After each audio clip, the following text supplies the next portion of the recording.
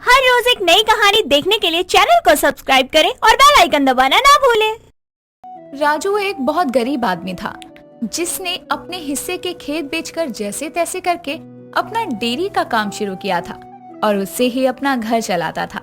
राजू गरीब बेशक था, लेकिन स्वभाव का अच्छा और नियत का साफ था, जिसके चलते गांव के सभी लोग ज्यादातर सामान उसी से लेते। ऐसे ही एक सुबह गांव के बड़े जमींदार शहर जा रहे थे।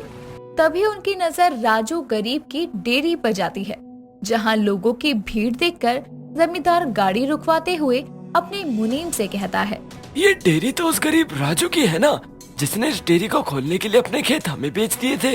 हाँ मालिक, ये वही राजू है।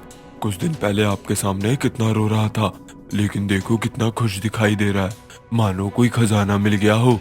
वही तो मैं भी सोच रहा हूँ, इस गरीब की डेयरी में ऐसा कौन सा खजाना छिपा हुआ है जो गांव के सभी लोग इसकी डेयरी पर ही टूट पड़े हैं। मालिक, अगर आपके पास समय है तो क्यों ना हम लोग एक बार इसकी डेयरी पर चले, थोड़ा ब्यौरा लेकर आते हैं, कुछ ना कुछ तो पता चल ही जाएगा। वैसे पहली बार तुमने कुछ अकल की बात कही है, यही बात पहले बोल देते, इतनी देर से बकवास कर रहे हो। चलो अब। जमींदार और मुनीम इतना कहकर गरीब राजू की डेयरी पर जाते हैं। जमींदार की नीयत से अनजान राजू अपने जमींदार को अपनी छोटी सी डेयरी पर आता देखकर बहुत खुश था। तभी मुनीम राजू से कहता है, और बताओ राजू, कैसा चल रहा है तुम्हारा काम? वैसे तुम्हारी डेयरी के आगे लगी इस भीड़ को देखकर मुझे पूछने की जरूरत नहीं है। ये सब मालिक की वजह से ही हुआ है। अगर ये मुझे ये डेयरी खोलने के लिए सही समय पर पैसे नहीं देते तो शायद मुझ गरीब की डेयरी नहीं खुलती और हम भूखे मर जाते।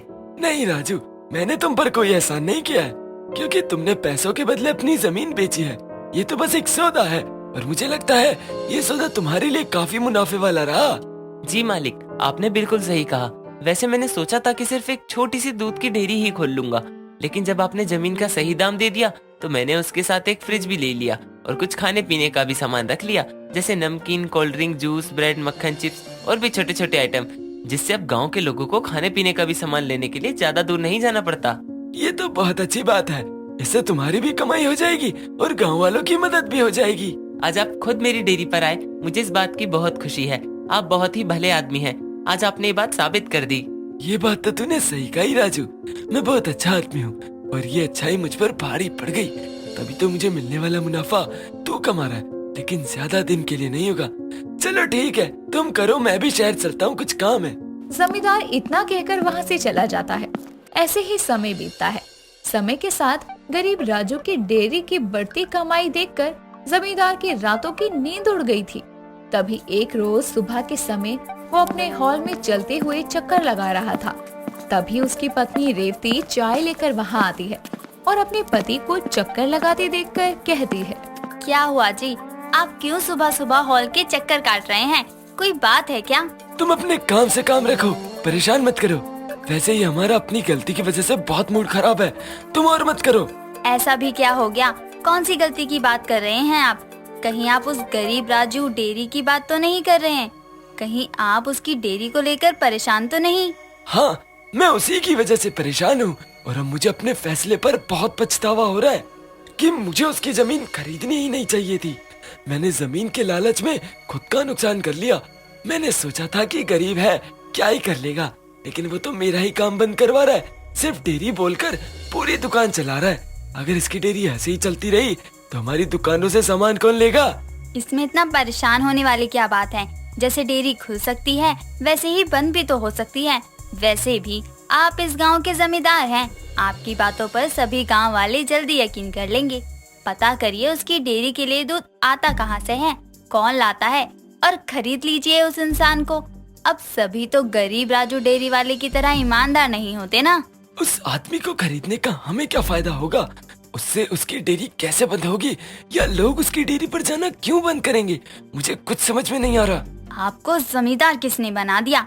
अगर राजू डेयरी वाले पर मिलावट वाला दूध मिलेगा और गांव के बच्चों की तबीयत खराब होने लगेगी तो कौन जाएगा उसकी डेयरी पर? जब कोई खरीदार नहीं होगा तो वो डेयरी खोल के करेगा भी क्या? किसी को पता भी नहीं चलेगा और परेशानी भी खत्म हो जाएगी। मैं चलती हूँ, मुझे और भी काम है।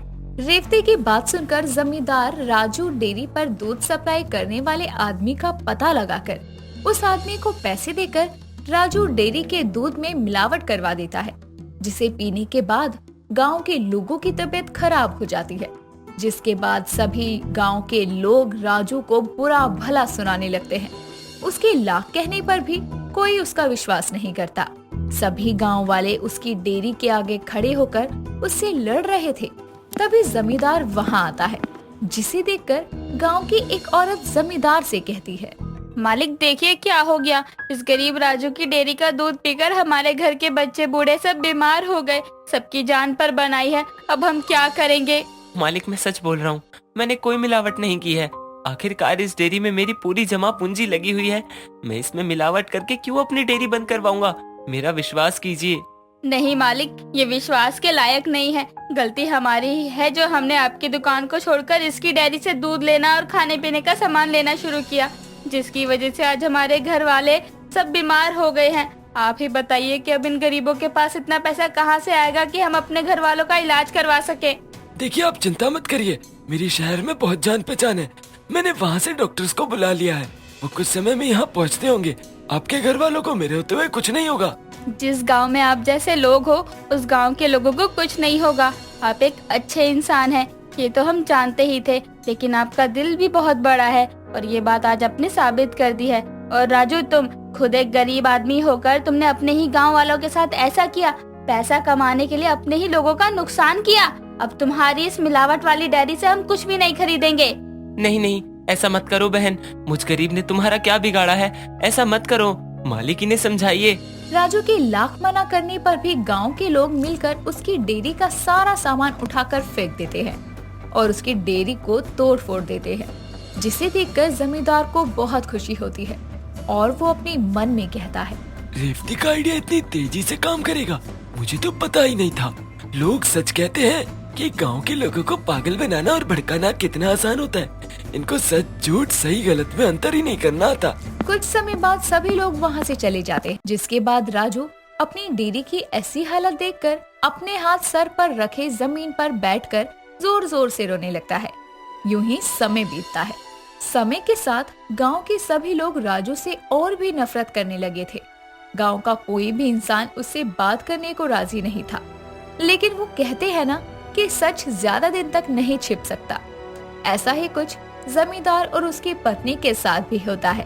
वो दोनों राजू की बर्बादी और उसकी टूटी हुई डेयरी के बारे में बातें कर रहे थे। सच में तुम्हारा आइडिया बहुत अच्छा था। पूरे गांव में किसी को खबर भी नहीं हुई कि गरीब राजू की डेयरी में मिलावट मैंने करवाई थी। मिलावट करवा के राजू डेयरी को भी बर्बाद कर दिया और बीमार गांव वालों का इलाज करवा के उनकी नजर में अच्छा भी बन गया। जमींदार की कही सारी बातें दरवाजे पर खड़ा राजू सुन लेता है, जिसके बाद वो अंदर आकर कहता है, मालिक मैं आपकी दिल से इज्जत करता था, क्योंकि आपने मुझे कमाई का जरिया दिया। मुझे लगा आप मेरी मदद कर रहे हो, लेकिन आपने तो मुझ गरीब को 2 वक्त की रोटी के लिए भी मोहताज कर दिया। मैं चाहूँ ये बात गांव वालों को बता सकता हूँ, लेकिन उनकी नजर में आपकी इज्जत कम हुई है मैं नहीं चाहता, वरना आप में और मुझ में क्या फर्क रहेगा।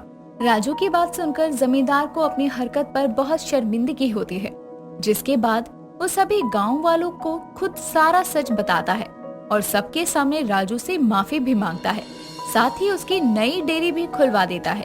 इस तरह से गरीब राजू को अपनी डेयरी और खोई हुई इज्जत दोनों वापस मिलती है। दोस्तों, अगर आपको ये कहानी पसंद आई तो इसे लाइक करें, शेयर करें और कमेंट करके बताएं कि कहानी में आपको सबसे अच्छा क्या लगा।